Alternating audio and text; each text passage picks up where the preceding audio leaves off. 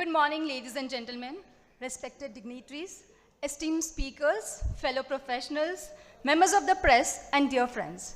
It is with great honor, profound pride, and a heartfelt gratitude that I welcome you all to the Views Exchange Annual Conference 2025 with the theme Breakthrough to Excellence being held at Taj Bengal, Kolkata.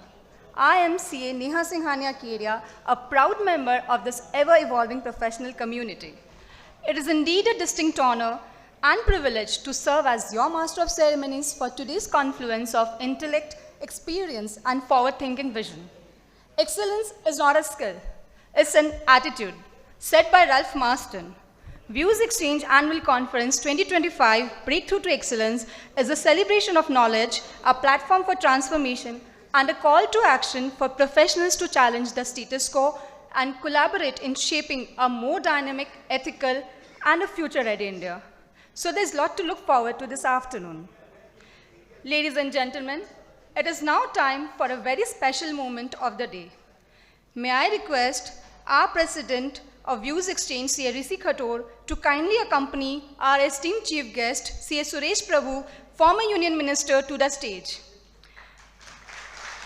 May I request our Conference Chairman, CA Mohit Bhuteria, to accompany our respected keynote speaker, CA Sivakumar Sundaram, CEO, Bennett, Coleman and Company Limited, to the stage. Joining them, may I invite CA Jyoti Mandal, Secretary Views Exchange, to kindly come up on stage as well.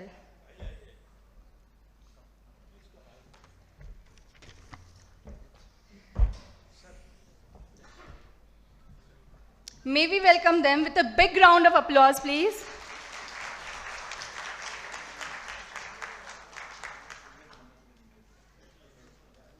Ladies and gentlemen, may I request everyone to please stand for the national anthem as a mark of our respect and pride for a great nation.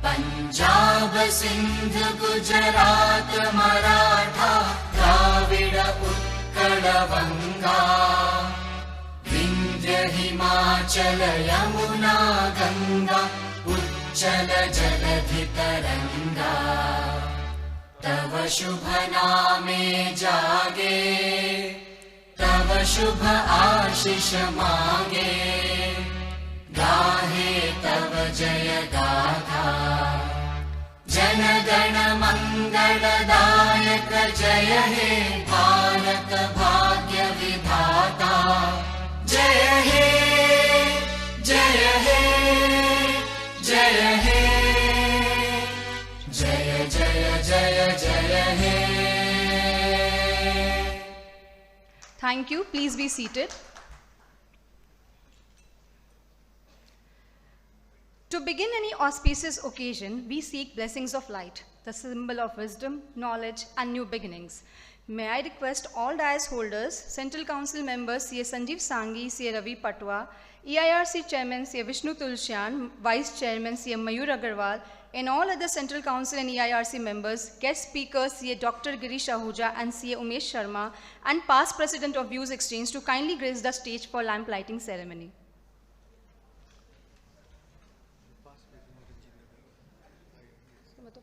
These are the Central Council members.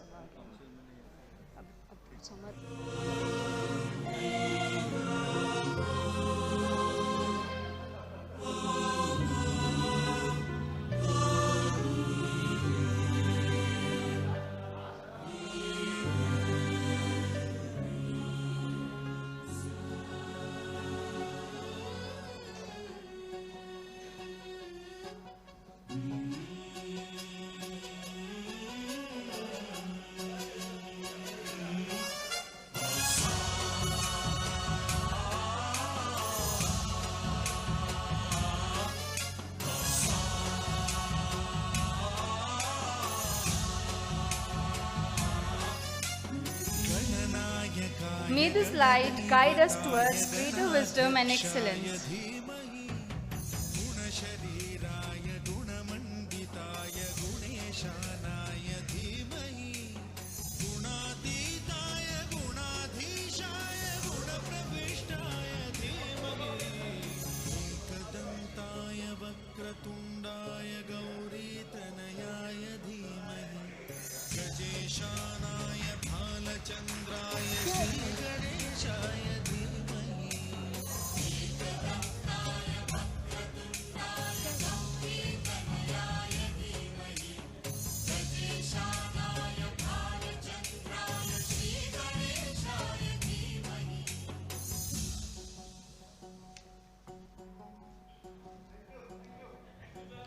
Thank you, esteemed guest.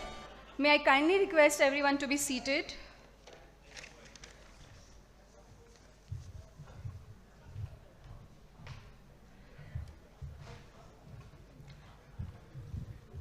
As a gesture of our gratitude and admiration, we now felicitate our honorable guest with a token of respect and appreciation.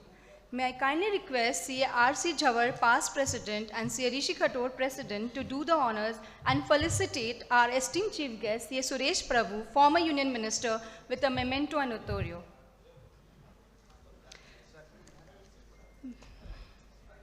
Mr. Suresh Prabhu is a highly respected chartered accountant, educationist, social reformer, and a visionary policy maker. Over a distinguished public service career spanning more than 3 decades, he has held 10 key cabinet portfolios in the Government of India and has played a key role in India's G7 and G20 engagements as the Prime Minister's Sherpa and is known for his initiatives such as UDAN and the Global Aviation Summit. He was declared the best member of parliament in the 13th Lok Sabha and received several national and international recognitions, including honorary doctorates. Currently, he serves as the founding chancellor of Rishi University. We are deeply honored to felicitate such a visionary leader. Please give a huge round of applause to welcome our chief guest. May I now request CA R.C. Surana, past president, and CA Mohit Bhuteria, conference chairman, to kindly felicitate our distinguished keynote speaker, CA Sivakumar Sundaram, CEO, Bennett, Coleman and Company Limited, with a memento and notorio. CA Sivakumar Sundaram is the Chief Executing Officer, Publishing and Executive Director on the board of Bennett, Coleman and Company Limited, popularly known as the Times Group, India's largest media conglomerate. With over 34 years of dedicated service at BCCL, he has held key strategic roles and was instrumental in the global expansion into digital, television, radio, and global ventures. A fellow chartered accountant and a member of Cost Management Institute, he is highly skilled in contract negotiation, storytelling, valuation, and media investment strategy. Let's express our appreciation with a warm round of applause, please.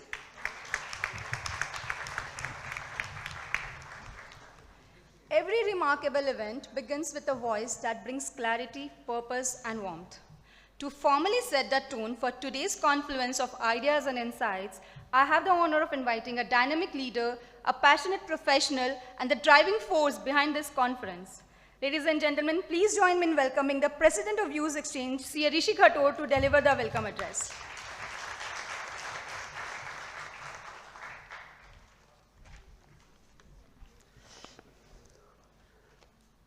CA Suresh Prabhuji, CA Sivakumar, CA Mohit Bhuteria, and my colleague CA Jyoti.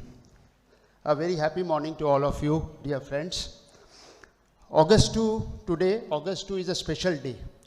This was the day when the national flag was designed by Pingali Venkaiah in 1876, and it is his birth anniversary. On the same day, in 1858, the Government of India Act was passed, when after the uprising in 1857, which was Sepoy Mutiny, the administration of India was transferred from East India Company to British government. So this was on 2nd August. And first Sunday of August in India, we celebrate as Friendship Day.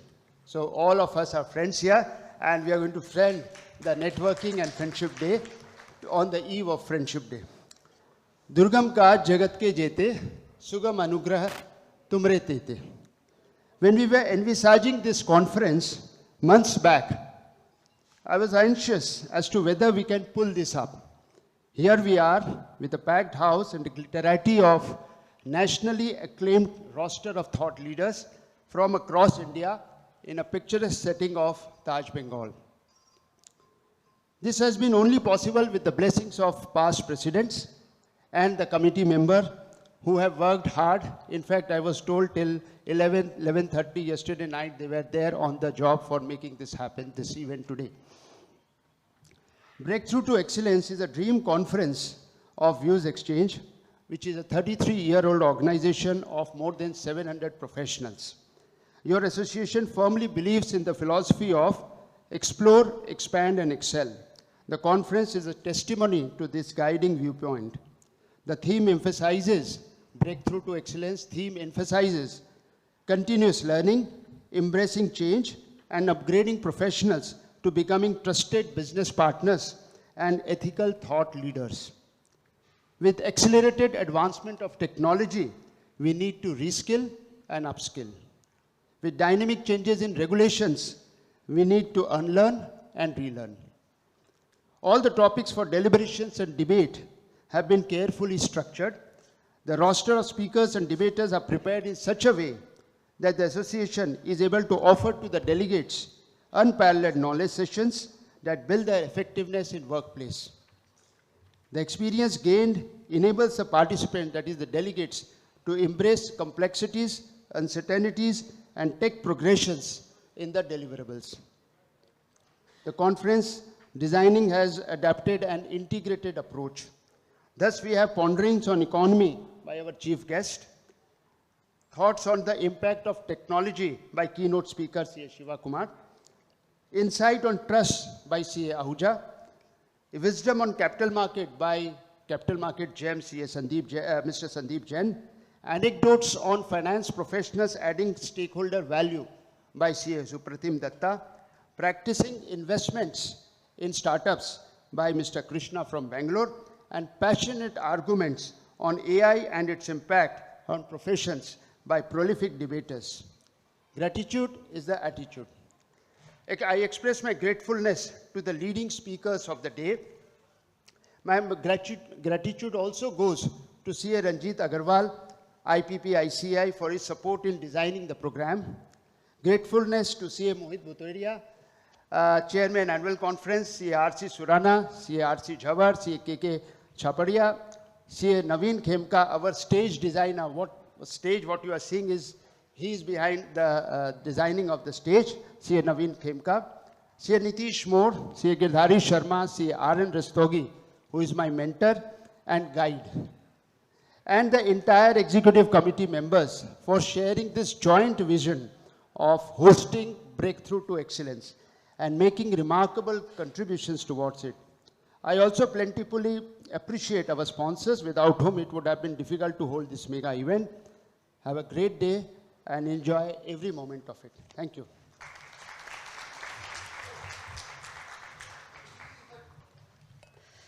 Thank you so much, C.A. Rishi Khator, for that warm and inspiring welcome address. May I now request C.A. Mohit Bhuteria, Chairman Annual Conference 2025, to address the gathering. Please put your hands together for C.A. Mohit Bhuteria, our Conference Chairman.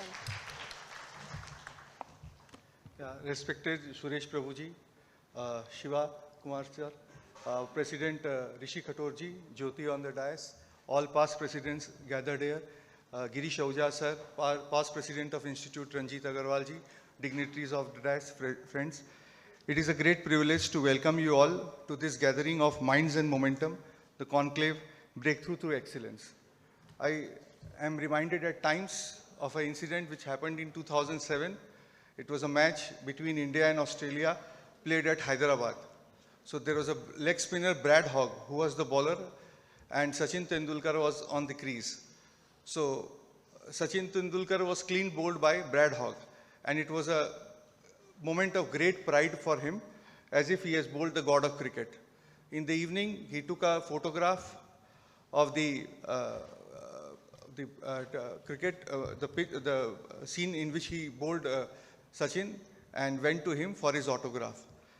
This is reported in Times of India. Sachin wrote, "Brad, this will never ever happen again. ये दिन तुम्हारी जिंदगी में वापस कभी नहीं आएगा." So that was the excellence. And after this, I am told that Sachin played Brad Hogg 11 times, but Brad Hogg never could ever bowl Sachin Tendulkar. So imagine the conviction, imagine the dedication, passion, hard work Sachin would have done to ensure that he keeps to his words.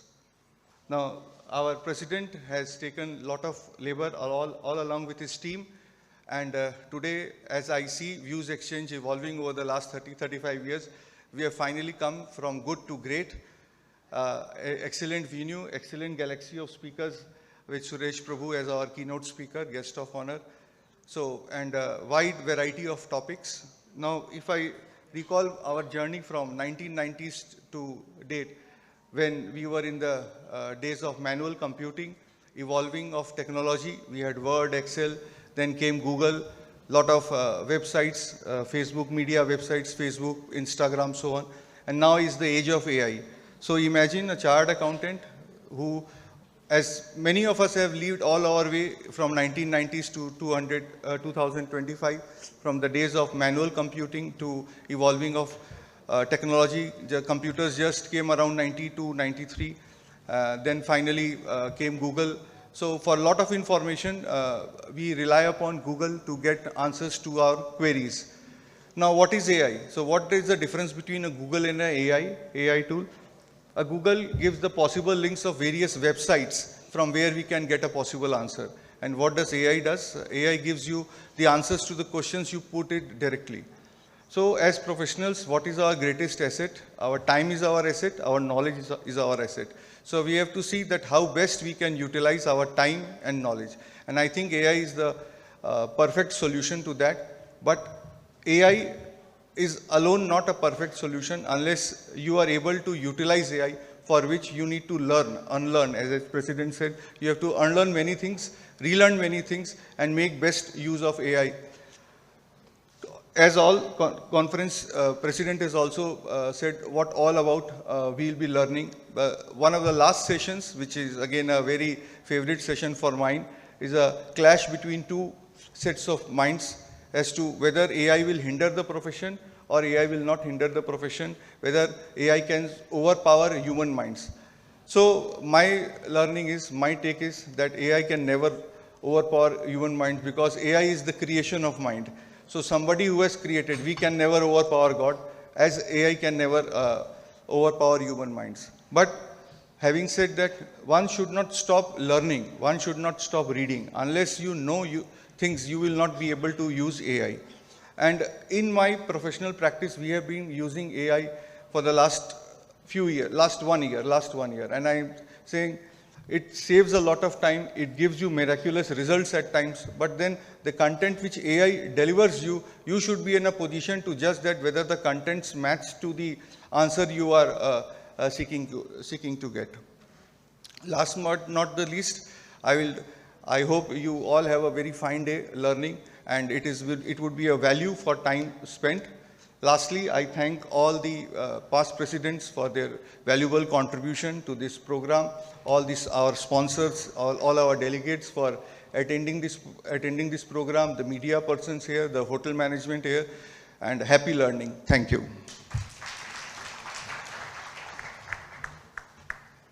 Thank you, CA Mohit Bhuteria, for sharing a forward-looking and impactful address. In an era where technology is transforming industries at breakneck speed, the role of professionals, especially chartered accountants, is being redefined. With shifting stakeholder expectations and digital disruptions at every turn, the profession stands at a critical juncture. To shed light on this evolving landscape, it is our honor to welcome a visionary leader, a strategic thinker, and a proud member of our fraternity, CA Sivakumar Sundaram, CEO, Bennett, Coleman and Company Limited. Ladies and gentlemen, please join me in welcoming our esteemed keynote speaker, CA Sivakumar Sundaram, to address us on the topic, Challenges Faced by the Profession Due to Technological Advancements and Stakeholder Expectations.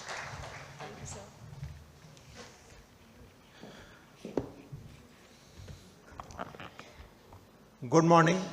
Thank you. It's an honor to be here. And Mr. Suresh Prabhu, past president, and President Mr. Khator, and people in the audience. So as they set up, because technology will always have a startups challenge, though most of the startups are with technology. I will start. I was very happy to see the Economic Times today on the table, and my first slide, if you see, is on the news in the front page of the Calcutta edition of the Times of India. Thank you.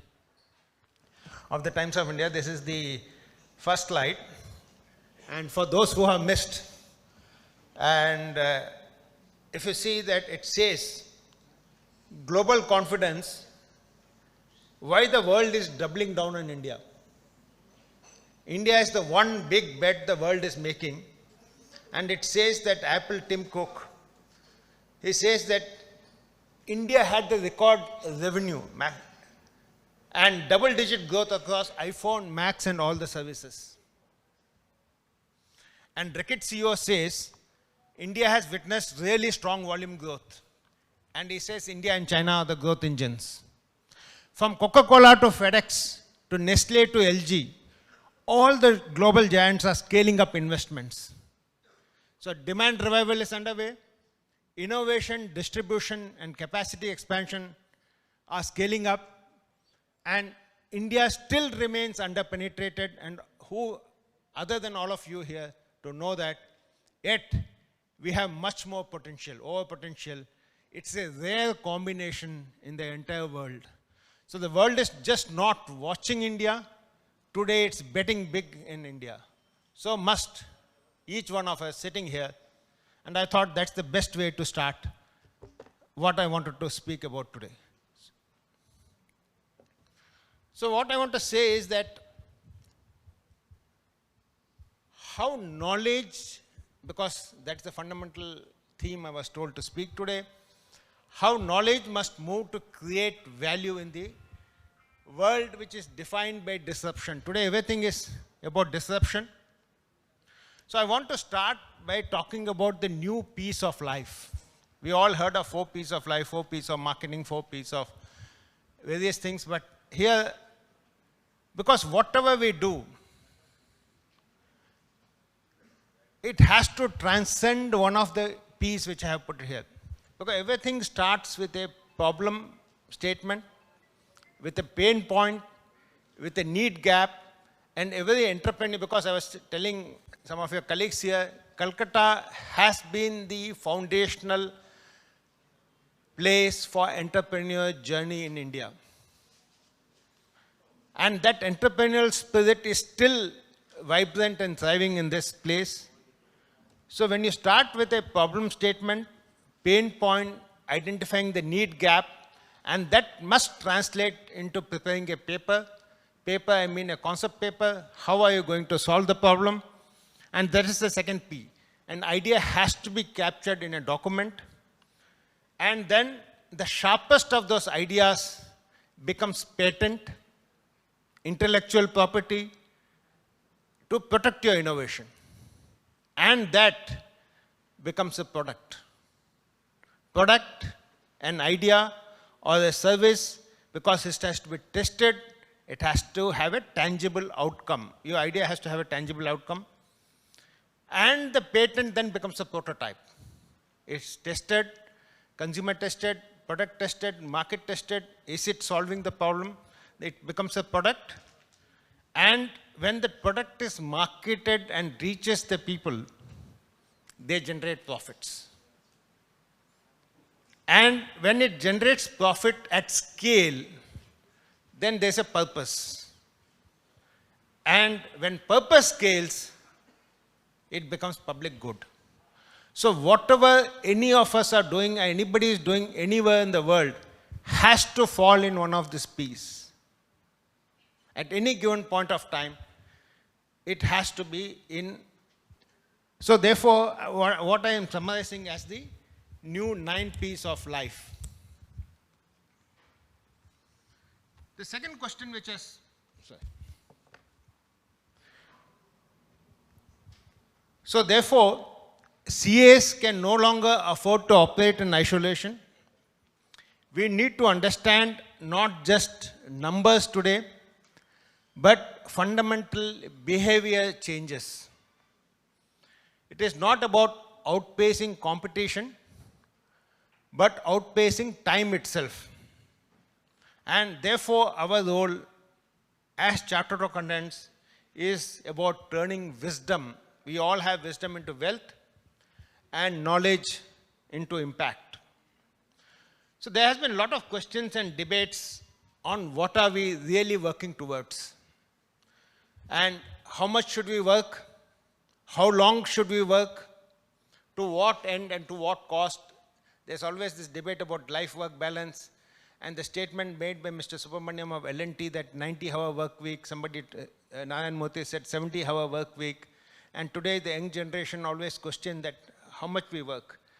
But for chartered accountants who are guardians of the financial order, and you are the interpreter of the economic intent, these are deep practical inquiries which we must ask ourselves. Because definition of excellence itself is evolving. Excellence does not lie in permanence, because today we know that in this AI-driven digital age, nothing is permanent. Not even scale, large industry scale, people who have achieved scale. Today even large industry has challenge. But what is relevant today is mere presence and relevance. So therefore, the need of the hour today is speed over structure. Not rigidity of structure, but the speed of change, presence over permanence, and context over scale. These are the new drivers of change.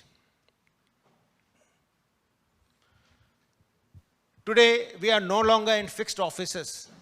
Some of us, when we joined in profession, there was a concept of going to office. Everything was at a fixed office place.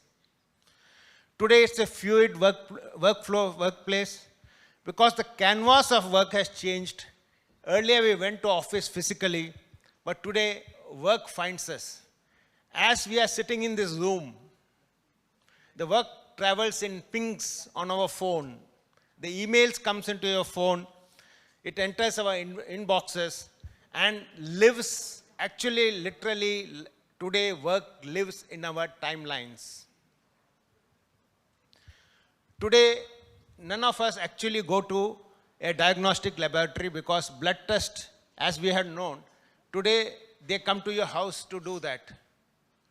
Today we have reached a stage, today we are going to petrol pump to fill petrol, but in China, this electrical thing, there's a car called Neo, the battery comes to your car wherever you are. So you don't even have to go to a fueling station, and that's the way the world is changing.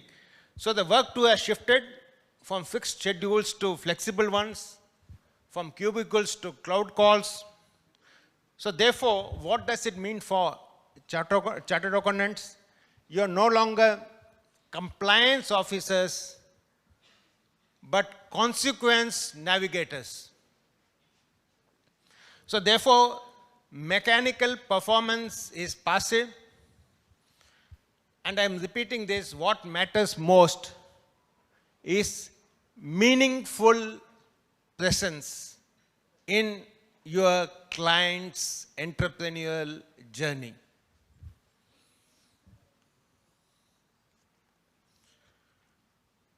Now, definition of wealth, definition of investment, because wealth that moves, not just grows. And this uncomfortable truth about legacy wealth.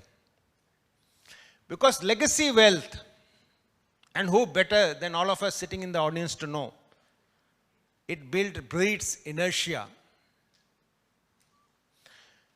If you look at data, and we have a lot of data today in an AI-driven world, if you look at last 100 years data, all the rich family which ruled US, all the wealthy families, their money has largely vanished. Even if they had just invested in stock market or something, the wealth should have grown tremendously, but wealth has vanished. Why it has vanished? Because they mistook preserving wealth for purpose. Because the money, what they thought was preserving the wealth was more important than money finding purpose. So therefore, as CA, we must know that capital must move. Capital cannot be stagnant. If capital is stagnant, that is called inertia. So capital must move to regenerate, because anything which doesn't move, we know it better than anyone else, to regenerate, to impact. Therefore, think startups. What startups are trying to do? Deep tech, climate ventures, and this is the new playground of capital, because capital has to move from inertia to find new playground. And therefore, this is where we as Chartered Accountants come in, not just as auditors, but as guides. Because we are not diagnosing financial health, but gauging the fitness of the business for the future proofing. Future proofing of the business is our role. So India booming startup space needs much more than money. Today, capital is not scarce. Capital finds and chases great ideas, but what it needs is clarity, tax acumen, and growth strategy, and who best than Chartered Accountants to provide that. We are the ones who ensure that business grows wisely, but not widely. Therefore, we believed once upon a time that scale and growth was synonymous with success, and large factories are done. That is what defines success. But today we all know that factories are icons of the past. Today, definition of scale is being rewritten. With a single laptop, with a code, and a Wi-Fi. And as Sam Altman said, a single man company can generate trillions of dollars of turnover. A single person company. Where is the scale? Where is the factory? Where is the office? Where is the people? A single person with a Wi-Fi and a code and an AI can generate, can soon, and that will be reality. It is not hyperbole. It is the future outpacing infrastructure, quick commerce, hyper-local production, AI-led personalization. They are all redefining value creation. So therefore, your clients will look into you, will look up to you, not for numbers, but for strategy. It is, they will look up to you, how do I deal and solve the AI-led problem, and therefore help them balance not just books. You have to now help them balance financial decisions and business decisions. You move beyond numbers to business. There's a lot of talk about AI, because technology is no longer a tool, but it is the terrain under which each of us are operating. Today, a lot of people sitting here, including me, became a chartered accountant when computers, we used to manually, check the posting. And none of you have even heard of that. So therefore, today I'm saying AI is the terrain. Today, AI now writes reports. It audits logs. It reconciles ledgers. But it lacks something existential, because it lacks contextual human judgment. When I said about presence in a couple of slides back, that's what I mean, presence. Because for any situation, you have to bring in context. Anything is not true in all situations. It is only true in a certain context. Context can only be brought by human judgment and not by AI. And this is where, Mr. Mohit, we will score. And that's what he also said. So therefore, context, presence, and relevance, these three things will always remain predominantly human. So therefore, you are not competing with AI, you are complementing it. AI might detect an anomaly, but it is only you can detect and say with confidence whether that is a fraud, a slip, unintended slip, or probably a breakthrough innovation. That discernment only human judgment can bring. Therefore, the real risk isn't replacement, it is de-skilling. Because if we don't evolve, we definitely risk becoming irrelevant. In a world which is obsessed with speed, integrity is the real interrupt, because you have to use integrity to interrupt speed, because the real differentiator is no longer data, it is discernment, and that is the edge of you as chartered accountants.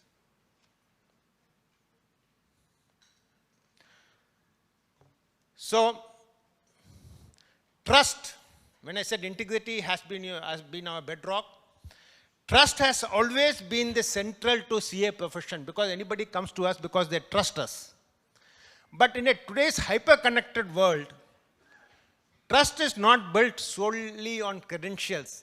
We can be a legacy firm, we can be credential, we can be there for many years, but today is built on clarity, communication, and how responsive we are to our clients' needs. Because social media has now become the fifth estate, it can build reputations overnight, but destroy them before dawn.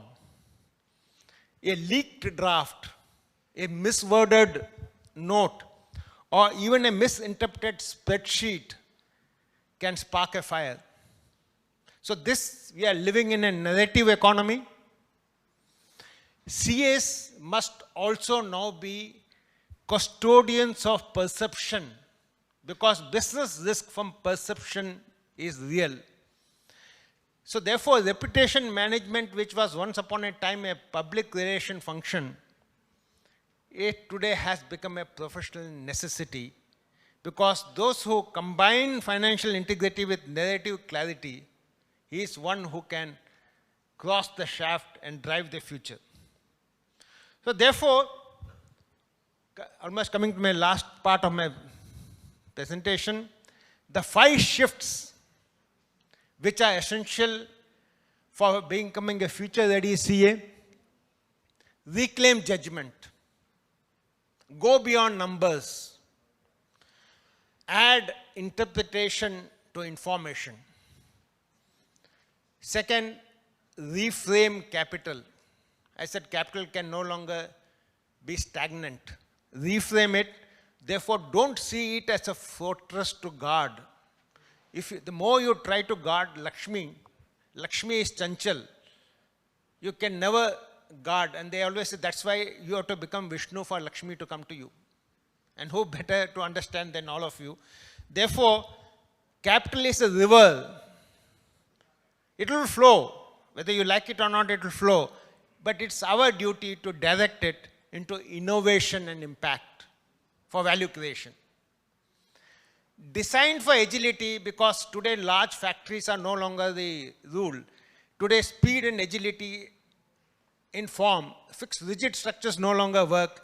So therefore be prepared to bounce back, not just live in fixed blueprint. Lifelong learning, from tech to tax to human behavior. Today understanding human behavior and the irrationality of the human behavior is extremely critical and fundamental, because learning is the new oxygen. Represent the human voice in an AI world. You have to represent the human voice in the AI world, because speak for nuance in a world which is driven by algorithms. Because these are no longer trends, these are our mandates. Because excellence will not be defined by precision, but by how prepared we are. So India's next chapter will be built on entrepreneurship. It's already there. Decentralization, trust, from unicorn to rural upliftment. The demand will be for people who can translate numbers into narratives and capital into consequences. And that's you, because CA no longer just keep records, you shape future. You don't just file tax returns, you influence returns in life and legacy. We all know, I come from the city of Mumbai. Once upon a time, what was textile mill and drove the economy, today they are all wrapped in malls. Because change will never come with the drum rolls. It slips in very quietly but only rewards those who are willing to adopt.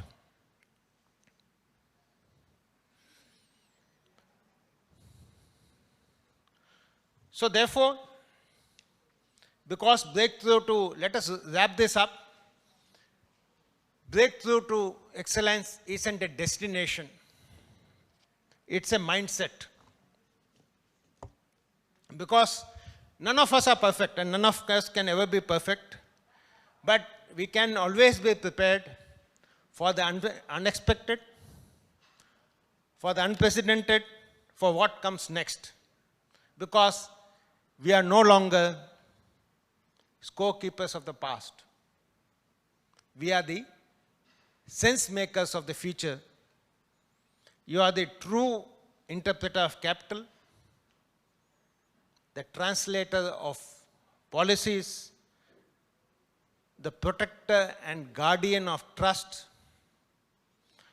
and the quiet co-author of the India's journey to 2047, when India is destined to become.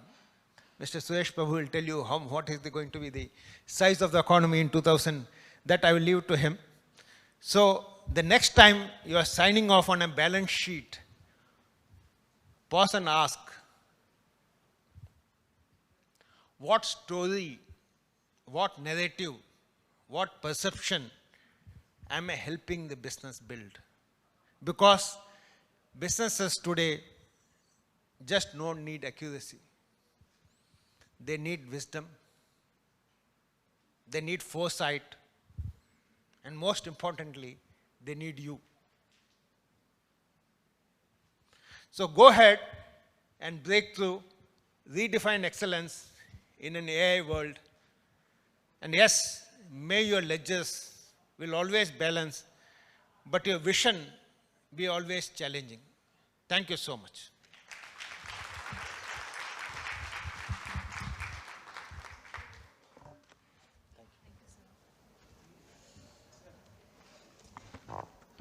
Thank you, CA Sivakumar Sundaram, for your valuable insights. We truly appreciate your time and wisdom.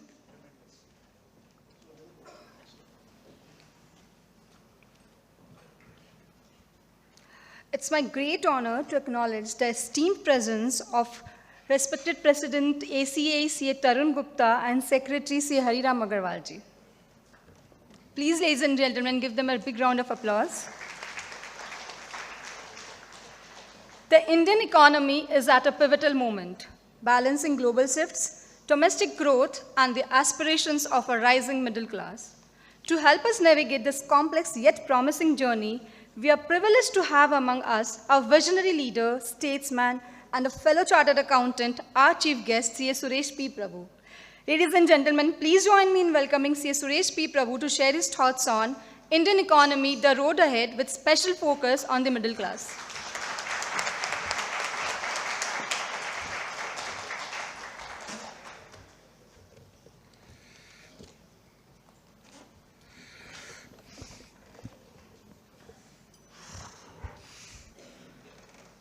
Good morning. Namaskar. So let me first of all congratulate my dear friend who is chairing this organization as well as this program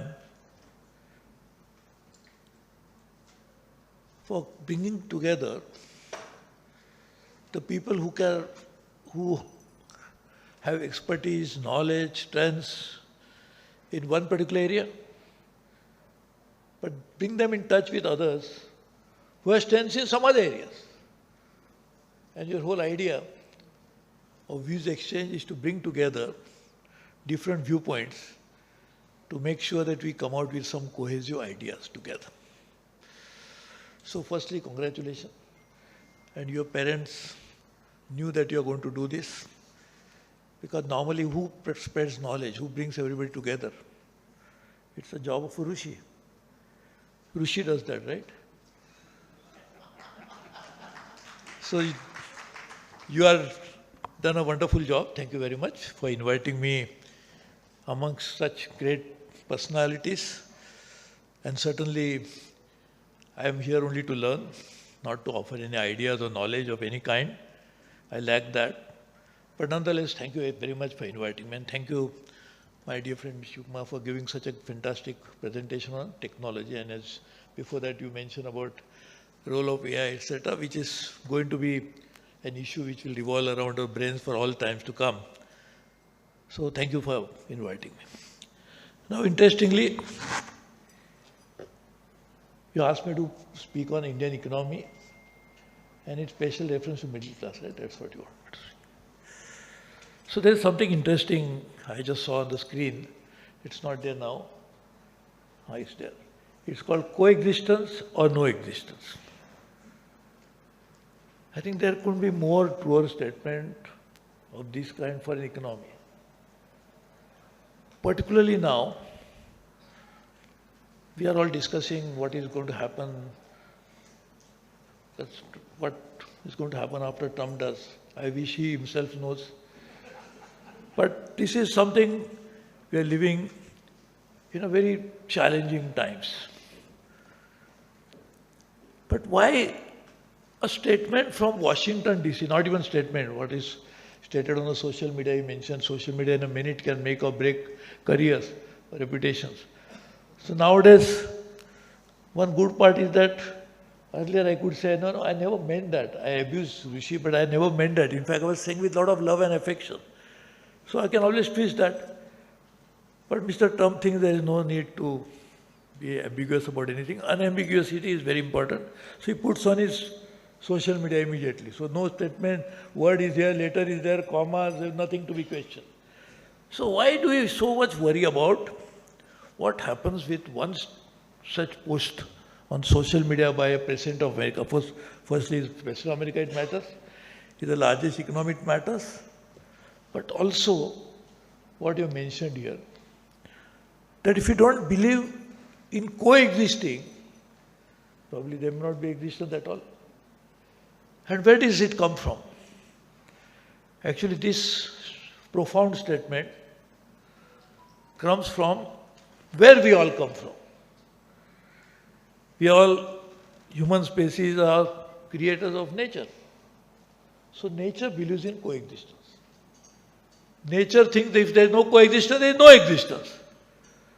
The so-called ecosystem, the word ecosystem we use so often in startups, wherever, ecosystem, the word emanates from ecology, from nature. So nature believes in one big plants or small shrub, any small insect or big mammals, all they can are, if they are not there, that small insect, the mammal may not exist. So actually coexistence is the only way we can all exist. So in case of economy, unfortunately, there was no time that we had to exist on. We were never worried when India was 30% of global output. Only a few centuries ago, we were never worried about what the American president is going to do. For a reason that America never mattered to anybody else. In fact, I was in China a few weeks ago, 2 weeks ago, and there was a very interesting civilizational congress, which was 165 countries that participated, president, prime minister, others. I was speaking there, I said that India and China both must take pride in the fact that we are the oldest living civilizations. In fact, India is even older than China. And when we are living that civilizational life, some countries never existed, including US. It was not even in existence. So when we were the 30% of global output, large economy, second largest, if not the largest, we never bothered about somebody else. But then we came with the thought, Vedas, that Vasudhaiva Kutumbakam. That's a philosophical idea. But that took shape in various forms. And then the economic integration started of a massive scale. And there was a post-Second World War, GATT was born, General Agreement on Trade and Tariff. Then they realized the GATT had a very limited role, it's not an organization, doesn't have a functional strength. So WTO was born. And through that, more integration happened. To an extent that today, what Trump says matter more, because his one statement can have impact on the entire global economy. Why? Because we are so much integrated. The supply chains and the value chains are so much intertwined that some disturbance somewhere will cause a whole collapse. If not collapse, a huge disruption. And therefore, today we are living in a world that we have to learn to coexist as economy or no existence. In fact, again taking philosophically, Mahatma Gandhi had realized it, and he mentioned that if you want to live in peace, you must make neighbor happy. That's what Jesus Christ also said. Love thy neighbor, from a different perspective. But actually speaking, for an economy now to be succeeding, we have to look at how good we could get integrated to global market. Now it has own challenges. Today we are seeing that. For a long time we felt it's the best thing to do. Get as much integrated as possible. And now we are suddenly realizing, my God, more you are integrated, you are more vulnerable you are. And in that context, now we have to figure out how India's economy will be shaping up in the years to come. Firstly, as my dear friend Mr. Sivakumar mentioned just now, we will shape our own destiny. And that's true again, philosophically we say that you are the shaper of your own destiny, you can create it. So India will grow for sure, not because of anything else, but because of Indians themselves. India is not going to grow because of anything else, but because of Indians. Because they have their own ability to grow. They have their own strengths to grow. They have their own innovative ideas to grow. And therefore, India will certainly grow faster, more in years ahead. Now, these headwinds will matter? The trade issues, etc.? Yes, they will, for sure, provided how you react to it. It will matter you more if you react in a wrong way. It can actually turn into a from headwind, it can become a tailwind if you have proper strategies in place. So now, let us look at where we stand today. In fact, when I was Commerce Industry Minister, I had prepared a roadmap of India's $5 trillion economy. So when you talk about India's economy, and you want me to also speak on the middle class, I'll just come to that. But India's economy, just see how do you actually make, what is economy, how do you make of that economy? So very ways, all aggregated incomes is economy. Aggregation of services, industry, agriculture sectors put together is economy, because that's the economic output. So we can actually calculate economy in various ways. But the issue is, and when you talk about middle class in particular, the issue is, when you talk about economy, suppose you are told by the International Monetary Fund, which they keep on doing every now and then, that there is a very good news, that world economy is going to expand by 5%. Now for a villager living in somewhere or in Africa, he said, what are you talking about? What does it matter? World can go at 10%, 20%, how does it matter to me? So if you look at it, the growth of economy, does it really matter to the average people? These numbers, if I affect them, now look at our macro level issues. We have almost $4 trillion, a little more. And we are the 4th largest economy in the world. What is the per capita income? For per capita income wise, we are less than 130. So just imagine, if you say that now we have become 4th largest, that's why incomes of all people have increased. It doesn't happen anywhere in the world. It's not, forget India, it's not even US. Even US economy is rising, does it mean US don't have poor people? The level of poverty is different, but US has large number of homeless people in addition to being poor people.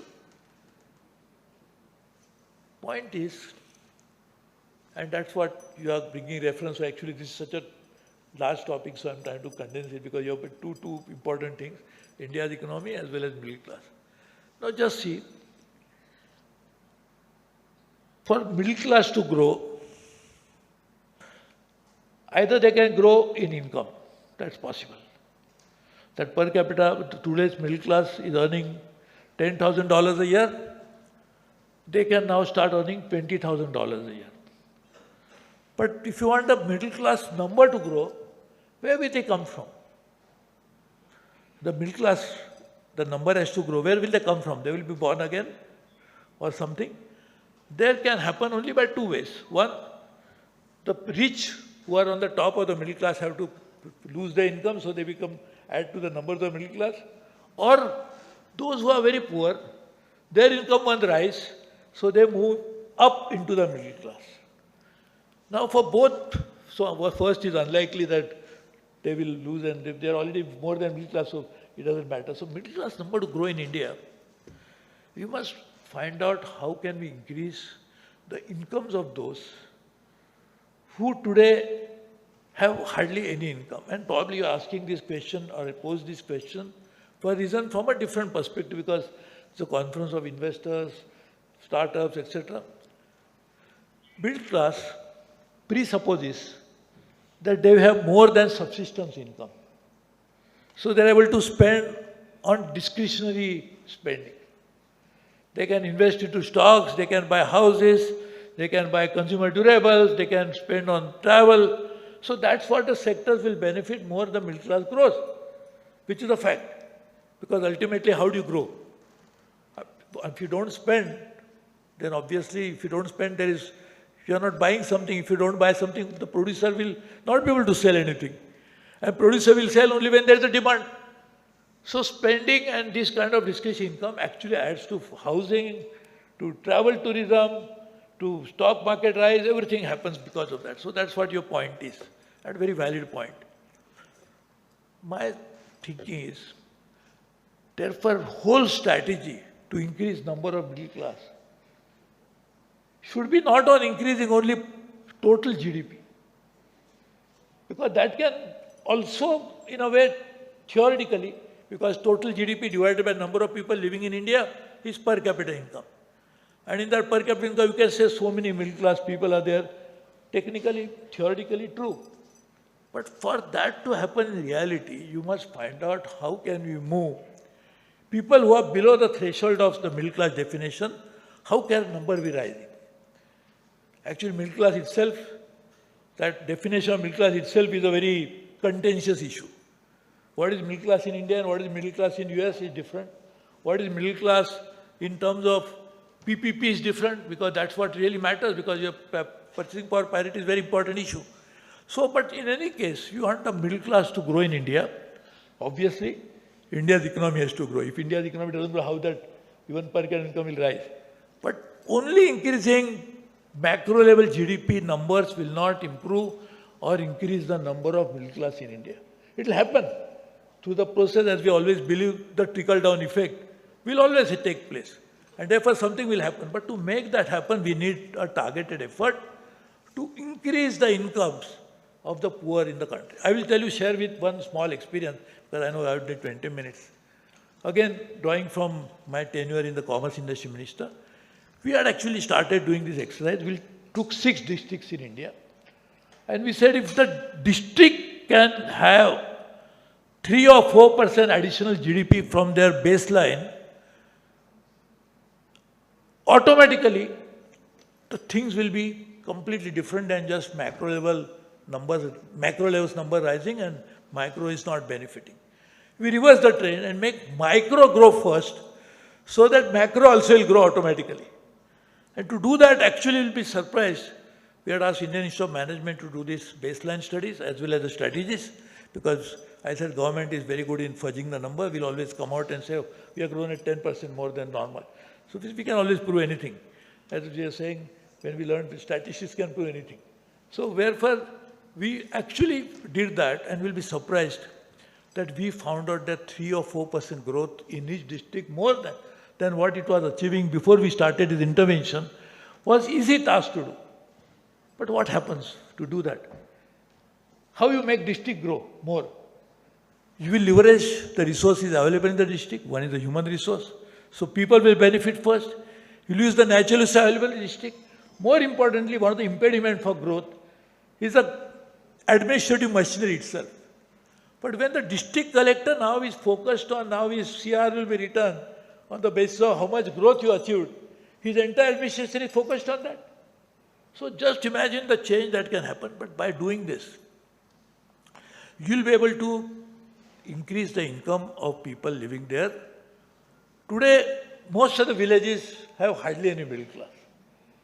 Most of the villages. I'm not saying all villages. So just imagine we start doing this now, intervention at the district level. So people's income will start rising, and slowly the numbers of people who will actually be able to join the middle class will also rise over a period of time. But now, as Mr. Sivakumar was saying, 2047, when we complete 100 years, what would be that number? Whether it's 35 trillion, 40 trillion, it is a matter of conjecture. In any case, I can give any number because one thing I'm very sure, most probably I won't be there at that time. So I can give any number and can get away with it. So there is no problem because you'll not be able to catch me. You said that in Calcutta on 2nd August you mentioned so much, where is the number? So I won't be there. So that's a good thing, 2047 is a good time to have. But I would tell you that we will be a very large economy, for sure. And we have always been a large economy. The biggest economy of the world, US, will be brought down by their own weaknesses. Their GDP to public debt to GDP ratio is more than 150%. So US will be pulling, and now, and that's why Trump also wants to bring the interest rate down. For one reason is obviously to make demand rise, but also the government is the biggest spender of interest. Even in India, our interest and debt servicing takes more than 70-80% of the current income of the country. When you are revenue income of the India, most of it goes into that. In fact, in 1996, when I came to the parliament for the first time, and I was in the government, but 13 days I became opposition. So I didn't know what was the government and what was opposition. 13 days only, it happened very quickly. So at that time, I made my speech on the budget, and I asked this question that time to the finance minister. Chidambaram was the finance minister. I said, how are you going to manage this debt servicing? So in his own style, he said, don't worry, you are unnecessarily getting disturbed. So it's fine. So if you are not worried, I am no worry because you are the finance minister. But point is, interest will bring down the US. The debt will bring down the US. So China will be there, of course, because there are so many intrinsic strengths which will actually make them propel into higher category. But India will certainly be a very large size economy. But becoming large size economy is inevitable and will definitely happen. But making along with that middle class grow with the equal number is not going to happen that naturally. We would need to have interventions and make sure that to grow, for that number to grow, as well as one is the number to grow, so more people will join the middle class, and therefore, as you wanted to know, more spending will happen and more will happen. Now just the last point, because I know time is running out. Yesterday we had a very interesting discussion on a small number of chartered accountants. So chartered accountants means we'll have to have discussion, and we have to have a different viewpoints as we are trying to argue today that all views have to come together and discuss. So we're discussing two macro level issues. Now I talk about micro. What is that India's growth strategy should be? It should be investment led, or it should be consumption led. Both are advantages. Consumption, as I said, more you consume, more demand with more production, it will have some positive impact. But at this stage of India's development, where probably we need trillions of dollars of investment into infrastructure, to make that, if you don't have savings, where you will get the investment from? And domestic savings rate for the first time in last few decades are falling down because consumption is rising. See, basically what is consumption and what is investment? Actually household income then translates into bank deposits, bank lend to corporates, corporate then create investment, all that cycle happens. But all that starts with household income. So the household, when is making income, either he can save or he can spend. If he saves, the savings rate in the economy will rise. If he spends, obviously it will lead to more consumption. Both have positive results, of course. But at this stage of development, we must focus on increasing savings in the economy. That doesn't mean that if you save the investment, that when you save, it doesn't mean that no consumption happens. It can happen both ways. It has to have a fine-tuning balance. Therefore, public policy, I made up one statement in the beginning that we'll grow anyway thanks to Indians, right? But that doesn't mean that public policy has no role to play in this. If you leave it only to Indians, laissez-faire, let individuals manage everything, there is a role for public policy to make India grow at a faster rate. And that public policy should be such, we should target at such issues whether we should incentivize savings or we should try to make more consumption. At this stage of development, you must incentivize more and more savings. At the same time, not disincentivize consumption. Both are doable and possible. Now, literally last point, that I had told you I had made a study, so I had made $5 trillion economy. We had actually drawn very elaborately, because there is no planning commission anymore. So I said, let me take over that responsibility and task. So 20% we had said of $5 trillion should come from agriculture. Today is only 12%, 14%. 14% to 20% is not easy. But still, it has to happen. Then only agriculture's farmers' income will rise. That in itself will also propel some poor people into middle class. Second, industry, which is 16%, 14% agriculture, 16% industry. We actually must take it to at least 20%. Our Honorable Prime Minister, when he launched Make in India program, or that time he had said 25%. And so many people used to ask me when I was minister, your Prime Minister said 25%, how you are saying 20%? I said, you're right. So when the plane takes off, the pilot says we are going to fly 35,000 feet above the sea level. Does he mean second he goes to 35,000?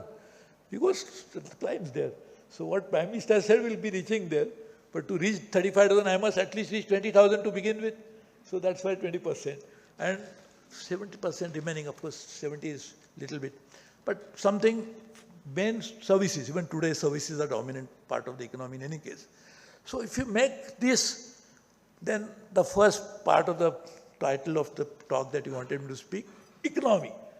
So economy will grow, but whether economy should grow even sector-wise, that imbalance that exists today, where services are dominating, whereas industry is lagging behind, should also be corrected or not, that's a question of public policy. Whether we should actually make incomes of people rise along with GDP rising, that's an intervention needed from public policy. And therefore, India will certainly grow, and I completely agree with Mr. Sivakumar, and he's from Times of India, so I cannot disagree with him in any case, because tomorrow I will have a problem. So therefore, I am sure about it that we'll be one very large size economy.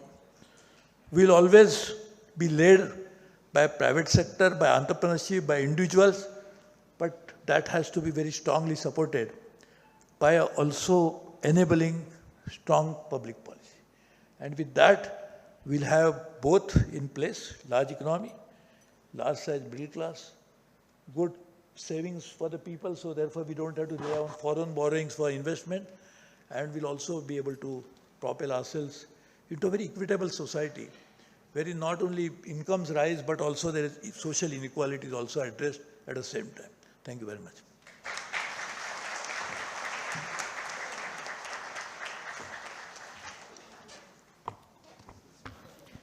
Thank you, CA Suresh Prabhu, for sharing your invaluable insights with us today. Thank you once again for gracing this conference. Ladies and gentlemen, there are moments in every gathering that fill us not just with pride, but with deep reverence, and this is one such moment. We now take a pause to honor a stalwart of our profession, a name synonymous with integrity, humility, and wisdom, Super Senior C.A. Ramanan Rustagiji. With a career that spans decades, Rustagi sir is a guiding light for generations of chartered accountants. May I now request C.A. Suresh P. Prabhu and C.A. Sivakumar Sundaram to kindly felicitate C.A. Ramanan Rustagi ji with a small token of our deep respect and admiration.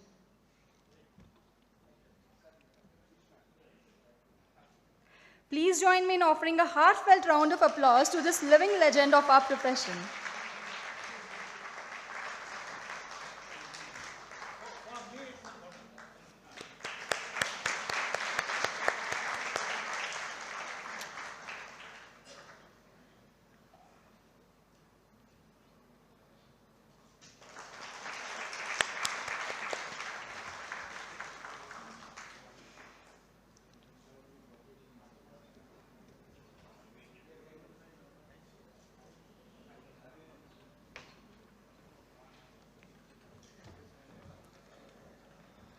May I now invite the chairman of the Sovinuer committee, CA K.K.Chhaparia, along with CA Ayush Agarwal and CA Pallavi Todi, to kindly come on stage for the official launch of the conference Sovinuer.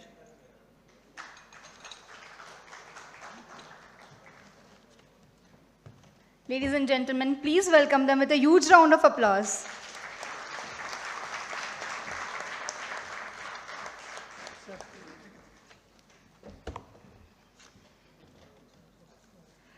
We extend our heartfelt thanks to the entire Sovinuer committee for their dedication and hard work in curating this special publication which captures the spirit and essence of this event.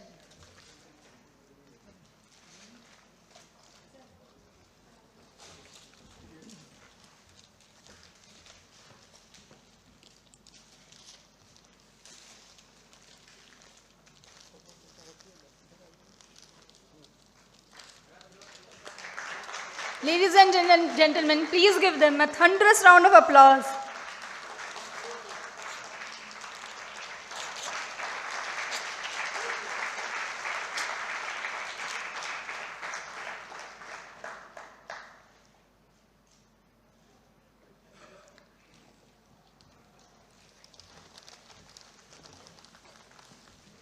May I now invite CA Jyoti Mandal, Secretary Views Exchange, to please offer a formal vote of thanks.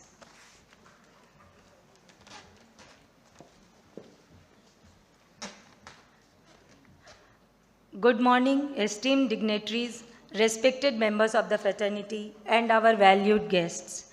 It is truly a joy and privilege to stand before you today as we bring such much anticipated conference to life. First and foremost, it is an honor and heartfelt responsibility to extend our sincere gratitude to our chief guest, Sri Suresh Prabhuji, for taking time from your demanding schedule to be with us. Sir, your emphasis on empowering the middle class as the true driver of national growth offered us a fresh perspective. As you said, India grows faster, reminded us that a strong economy is not just built on numbers, but on the strength and resilience of its people, a message that will stay with us long after this event. We are equally honored to thank CA Sivakumar Sundaram ji for delivering a powerful keynote. Your thoughts were truly enlightening and gave us a clear understanding of the evolving role of the professional in today's fast-changing environments. We also deeply appreciate your presence during the felicitation of Sri R.N. Rastogi ji, a gesture that reflects the grace and humility you're embodying. We extend our sincere thanks to CA Rishi Khator, President of Views Exchange, for his inspiring inaugural address and continued leadership. Our heartful appreciation to the CA Mohit Bhuteria ji, the conference chairman, for his vision and dedicated efforts in shaping this meaningful conference. Lastly, but not the least, we thank the Sovinuer Committee for their commendable efforts in the timely release of the conference Sovinuer. As we move forward into the remaining sessions, may today's insights guide us to turn knowledge into impact, uncertainty into innovation, and ambition into achievement. Thank you. May I now invite past presidents, Views Exchange, and committee members to please come on stage for the group picture.